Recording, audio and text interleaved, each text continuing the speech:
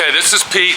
We got a situation. We got a lady that came over yesterday and said that her husband is a very desperate dude and very mean and foul, verbal, blah, blah, blah. And she has to get her car fixed undercover because if her husband sees it, she's in serious shithole trouble. What do you think of that, Charlie? Okay, it's soap opera time over here at Pete's place. But, you know, what the fuck? There's my phone again.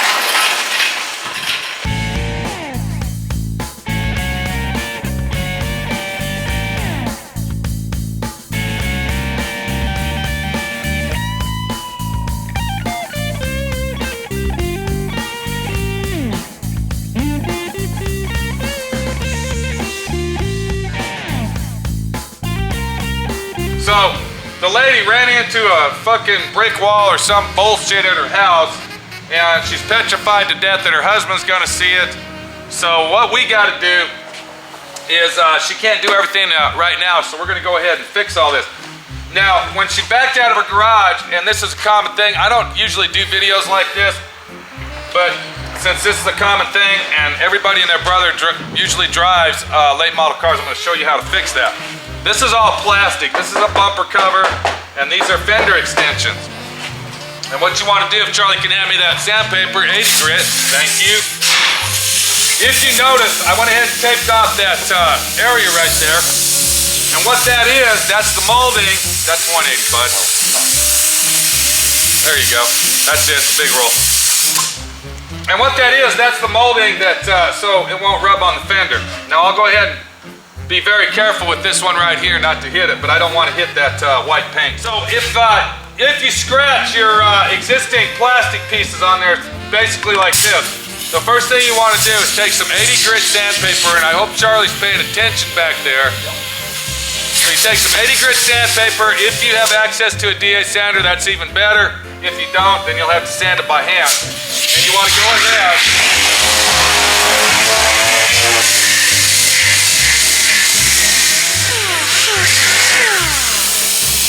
Okay, so what I've done here, hang on, another piece of 80. Okay, so what I've actually done here, I went ahead and DA'd that down. Now this type of job actually requires to have a power sander of some sort, okay? Now what I'm gonna do here, I'm gonna sand that down by hand because there's a groove right in there. Now she was very particular, she was very firm that she didn't give a crap if all this shit lined up perfect or not. But basically what she wants to do is go ahead and blend all the paint and make sure it's all looks normal. Does that make sense, Charlie? I'm gonna over sand it, see?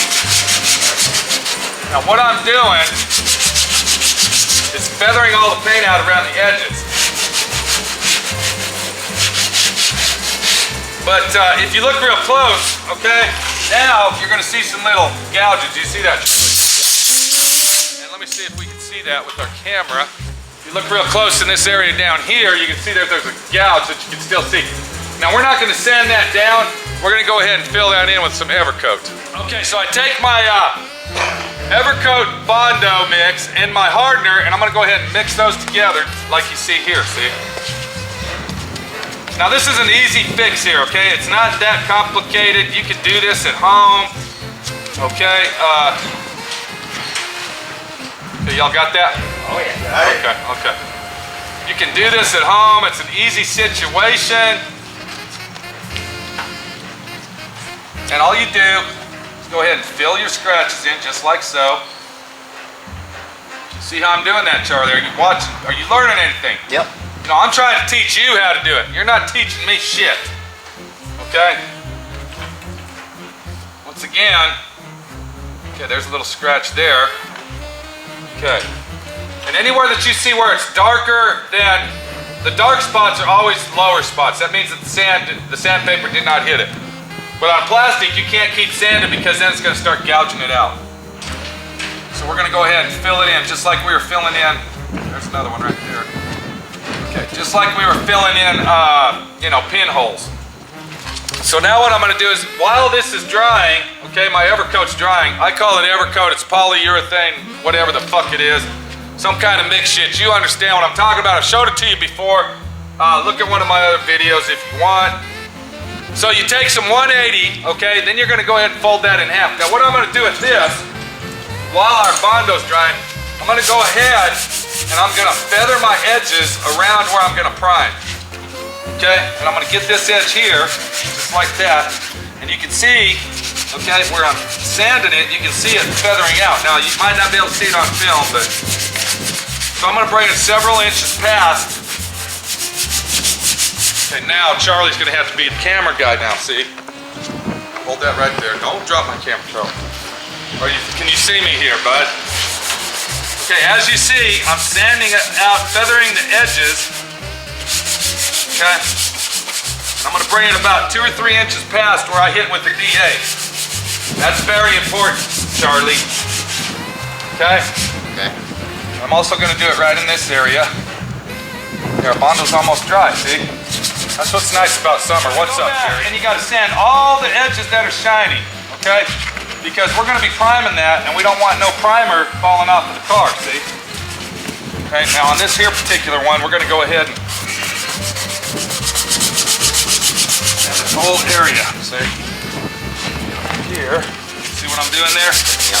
So all that's gotta be roughed up for primer, bud. Just like that. This edge right here, see? Once all that's roughed up, I'll come back and I'll sand that down and then it'll be ready for primer. Okay. Turn the camera off, I'll be right back. Okay, after I go ahead and I feather everything out, I was doing that while I was waiting for our Evercoat. If Charlie can look right there, you can see that white line there? What that is, that's Evercoat that I filled in some deep gouges with, see? So that's very important that you do that. And here's a good example right here. If you don't sand your plastic down thoroughly, the Evercoat will just fall off of the car and it won't do any good. See here?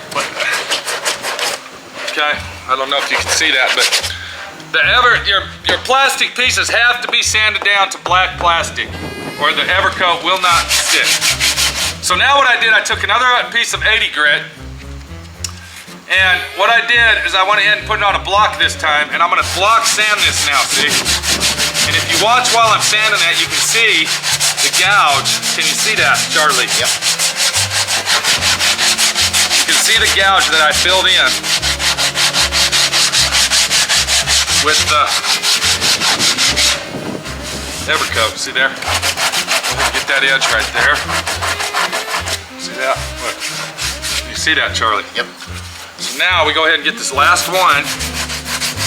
And I'm not sanding very hard because this is 80 grit and I don't want to gouge the paint or the plastic anymore. I'm just using a nice firm feel to it. And on this part right here, we're gonna go ahead and see if we can buff that out or we'll just touch it up with a brush. Because she can't afford to fix that. So once you get all that done, now you'll notice that the plastic is gonna feel pretty rough. Okay, it requires a lot of primer on these pieces because to sand that, look at there, see that? We didn't even need that, okay. It's gonna require a lot of sanding, a lot of primer to fill in that in. Now I'm gonna go ahead and prime it, and then once I prime it, I'm gonna show you what it looks like. And I'll explain to you the situation that we have. Can you see me, Charlie? Yep. Okay, I'll explain the situation that you have when you prime plastic, and then I'm gonna show you how to take care of the problem that occurs. This is Pete, we'll see you when we get it primed. Take it easy.